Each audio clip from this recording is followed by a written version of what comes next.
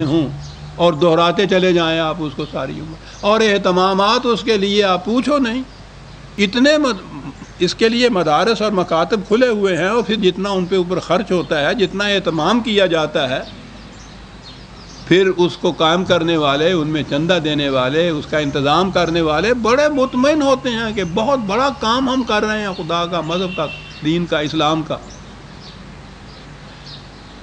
اتنے ہی مکاتب تھے ہی، چلیے حفظ کرانے والے حافظ نہیں جی، آگے چلیے تجوید القرآن ہے جی، پھر وہ قاری بناتے ہیں۔ اس نے تو حفظ کرایا، اس نے یہ سکھایا کہ وہ عین کہاں سے نکلے گی، قاف کہاں سے نکلے گا۔ اب یہ عین اور قاف درست کرنے والے الگ مکاتب کھلے، الگ مدرسے کھلے، ادھر وہ حافظ بناتے ہیں، یہ قاری بناتے ہیں، یہ تجوید کا الگ علم بن گیا ہے۔ یہ سارا کچھ کرانے والا سارا مقصد اس قرآن کا، پہلے تو اتنا ہی ہوتا تھا کہ وہ رمضان کی تراویح میں وہ حافظ تراویح پڑھا دیتا تھا، محراب سنانا جس کو کہتے ہیں۔ وہ سنانے والا بھی کچھ نہیں سمجھتا تھا کہ میں کیا کہہ رہا ہوں، یہ سننے والے بھی کچھ نہیں سمجھتے میں کیا کہہ رہا ہوں، ثواب دونوں کو ہو رہا ہے، مطمئن ہے۔ لیس البر، قرآن ہے عزیزان مان، میرے اور آپ کے جذبات کی رعایت نہیں رکھتا، حقائق ہے، نیکی نہیں ہے یہ۔ وہ یہ قرآن کو نازل کیا گیا ہے، وہ کہتا ہے لقوم یعلمون لقوم یعقلون، ان کے لیے جو اس کو سمجھتے ہیں، ان کے لیے جو غور و فکر کرتے ہیں، یہ تو نازل ان کے لیے کیا گیا ہے۔ یہ سارا کچھ اس اہتمام سے ہو رہا ہے۔ سوچئے قوم کا یہ رویہ، انہی تک آ جائیے اور آگے نہ بھی بڑھیے، مساجد بنانا۔ غور فرمائیے کہ ایک ایک مسجد، یعنی لاؤڈ سپیکر الگ، وہ مینارہ اس کے اندر ہے، ایک مینارے پہ جتنا خرچ ہوتا ہے، ایک مسجد پہ جتنا خرچ ہوتا ہے، پھر وہ مساجد بھی ایسی بن رہی ہیں جن میں وہ سنگ مرمر اور سنگ موسیٰ اور یہ چیزیں لگی ہوئی ہوتی ہیں، بنتی چلی جاتی ہیں مسجدوں پہ مسجدیں صاحب، پھر ان کی زیب و زینت کے سامان ہو رہے ہیں، ان کے انتظامات پھر ہو رہے ہیں۔ ادھر میں نے عرض کیا ہے کہ قرآن کے ساتھ یہ کچھ ہو رہا ہے۔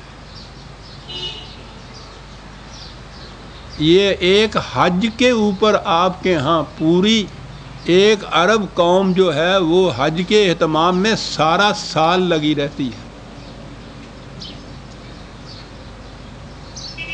ٹھیک ہے، اپنا اپنا اطمینان ہے جسے آپ کر کے آ جائیے۔ قرآن کہتا ہے ہمارے میزان میں تو برابر نہیں یہ بات ہو سکتی، ہمارا میزان تو یہ کہے گا کہ نتائج کیا مرتب ہوئے، وہ مقاصد حل ہوئے جن کے لیے یہ چیزیں تجویز کی گئی تھیں، یا سارا دن تم فٹ بال کو کک لگاتے گئے اور دوسرے کے گول میں پہنچایا ہی نہیں اس کو تم نے۔ نہیں گنی جائیں گی یہ ککیں آپ، مقصد تو اس گیند کا گول میں پہنچنا تھا فری کے مقابل کے۔ لا یستعون، میں یہ کہہ رہا ہوں، یہ لا یہدی القوم الظالمین، اتنا ہی نہیں کہا کہ نیگیٹو ہے، یہ چیز منفی ہے، یہ چیز کچھ حاصل نہیں ہوا، وہ کہا ہے کہ یہ قوم گمراہ ہے، یہ قوم ظالم ہے، جو مطمئن ہو جاتی ہے ذرائع کو مقصود سمجھ کر۔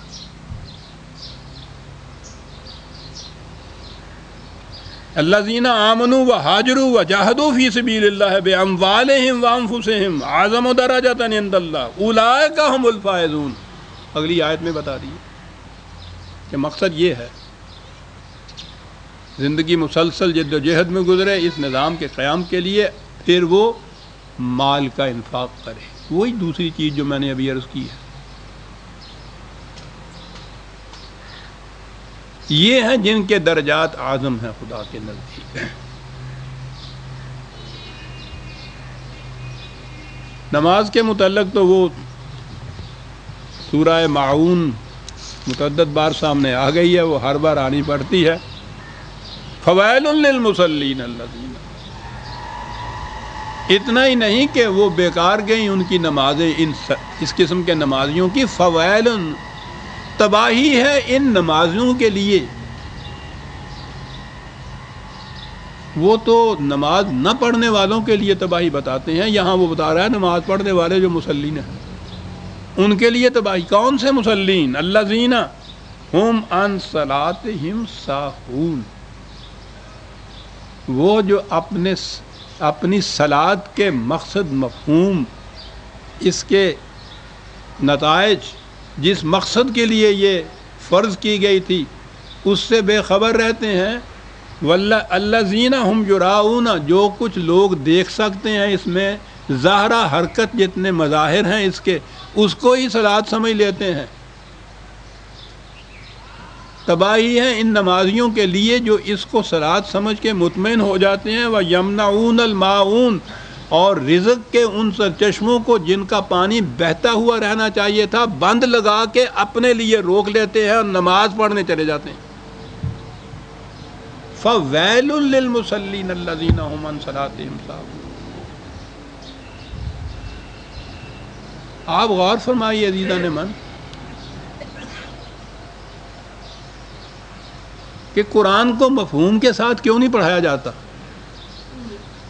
وہ پڑھایا جائے تو ان مقامات کو کیا کریں گے؟ وہ